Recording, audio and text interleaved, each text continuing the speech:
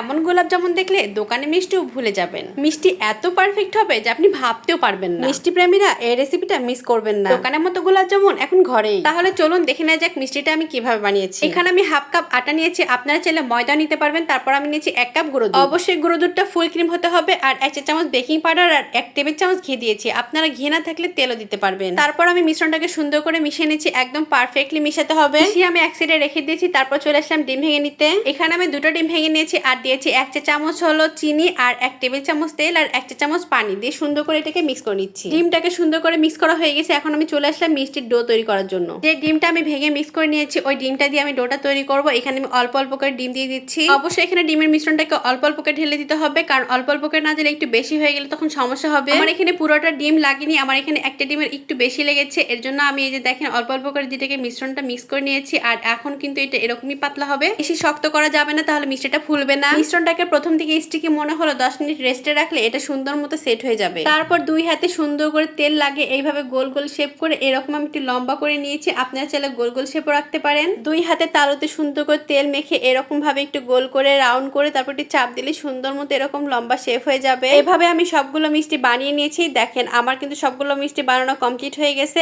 এখন আমি এটার সিরাপ তৈরি করতে চলে যাব। মিষ্টির সিরা তৈরি করার জন্য আমি একটা প্যানের মধ্যে আমি 1.5 কাপ পরিমাণ চিনি নিয়েছি আর 4 কাপ পরিমাণ পানি নিয়েছি। অবশ্যই একটু বেশি পানি দিতে হবে, কারণ বেশি পানি না দিলে তো মিষ্টিটা ফুলবে না। এর জন্য আমি 4 কাপ পানি দিয়েছি, 1.5 কাপ চিনি দিয়েছি। আপনারা চাইলে মিষ্টি আর একটু বেশি খেলে আর একটু চিনিও বাড়িয়ে দিতে পারেন, তবে আমার কাছে এটাই পারফেক্ট মনে হয়েছে। তারপর শিরার মধ্যে আমি 2টা এলাচি দিয়ে দিয়েছি। আর এলাচি দেওয়ার জন্য মিষ্টিটা সুন্দর একটা ফ্লেভার হবে। আর এটা যখন ফুটে উঠবে তখন আমি এটাকে ঢেকে অন্য জায়গায় রেখে দেবো। আমার মিষ্টির শিরাটা ফুটে উঠেছে, এর জন্য আমি আলাদা জায়গায় রেখে দিয়েছি। আর এখানে এখন দেখেন আমি তেলে ভেজে নিচ্ছি মিষ্টিগুলো। অবশ্যই কিন্তু হালকা গরম তেল হলেই তখনই এই মিষ্টিগুলো দিয়ে দিতে হবে। বেশি গরম তেলে মিষ্টিগুলো দিলে ভিতরটা কাঁচাই থাকবে, উপরটা কালার হয়ে আসবে। তাই এই মিষ্টিগুলো ভাজার সময় খুব ধীরে সুস্থে আস্তে ধীরে মানে অনেক টাইম নিয়ে ভাজতে হবে, যাতে মিষ্টিগুলো সুন্দর মতো ভাজা হয়। মিষ্টিগুলো দেখবেন যখন তেলে দিবেন তখন এমনিতে সুন্দর করে ফুলে টোপা টোপা হয়ে যাবে। আমার মিষ্টিগুলো দেখেন কতটা সুন্দর হয়ে ফুলে গেছে। আমি মিডিয়াম টু লো হিটে দিয়ে সুন্দর করে মিষ্টিগুলোকে ভেজে নিয়েছি। আর এইভাবে যদি মিষ্টি বানান এই নিয়মে, তাহলে দেখবেন মিষ্টিগুলো একদম পারফেক্ট হবে এবং ফুলে টুসটুসা হয়ে যাবে। এই মিষ্টিগুলো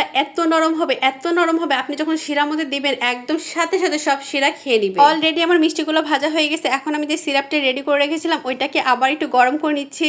বলক ওঠা শিরার মধ্যে মিষ্টিগুলোকে দিয়ে দিতে হবে এবং মিষ্টিগুলো দিয়ে একটু নেড়ে দিয়ে একবারে 10 থেকে 12 মিনিটের জন্য ফুল হাই হিটে মিষ্টিগুলোকে জাল করে নিতে হবে। অবশ্যই একটু বড় পাত্র নেবেন, তাহলে মিষ্টিগুলো জাল করার সময় উপচে পড়ে যাবেন। আর যদি দেখেন উপচে পড়ে যাচ্ছে তাহলে অবশ্যই খুলে একটু নেড়ে আবার ঢেকে দিবেন। ঠিক 10 মিনিট পর আমি খুলে দেখি আমার মিষ্টিগুলো সব শিরা শুষে নিয়ে একদম ফুলের টোপা টোপা হয়ে গেছে। মনে হচ্ছে টাচ লাগলে মিষ্টিগুলো এক্ষুনি ফেটে যাবে। এখন আমি এই গরম অবস্থায় মিষ্টিগুলোকে ঢেকে সারা রাতের জন্য রেস্টে রেখে দেবো। সকালবেলা আমি মিষ্টিগুলোকে সার্ভ করে দেখেছি, দেখেন কতটা সুন্দর লোভনীয় হয়েছে মিষ্টিগুলো। এখন আমি গুঁড়া দুধের মধ্যে অল্প একটু ঘি দিয়ে সুন্দর করে ইনস্ট্যান্ট মাওয়া তৈরি করে নিয়েছি এবং ওই মাওয়াটা আমি সুন্দর করে মিষ্টির উপর ছিটিয়ে দিয়েছি। দেখেন কতটা সুন্দর আকর্ষণীয় এবং লোভনীয় হয়েছে। কাউকে খাওয়ালে কেউ বিশ্বাসই করবে না যেটা আপনি বাসায় বানিয়েছেন, এটা দোকান থেকে কেনা নয়। গোলাপ জামুন খেতে কে কে ভালোবাসেন? আপনি যদি গোলাপ জামুন খেতে ভালোবাসেন তাহলে রেসিপিটা সেভ করে রাখুন। আর প্রিয় মানুষদের সাথে অবশ্যই শেয়ার করতে ভুলবেন না। ঘরে বানানো মিষ্টির স্বাদই আলাদা। এই মিষ্টি খেলে দোকানে মিষ্টি খাওয়া একদম ভুলে যাবেন। তো সবাই বাসায় বানিয়ে খাবেন আর সবাই ভালো থাকবেন। আল্লাহ হাফেজ।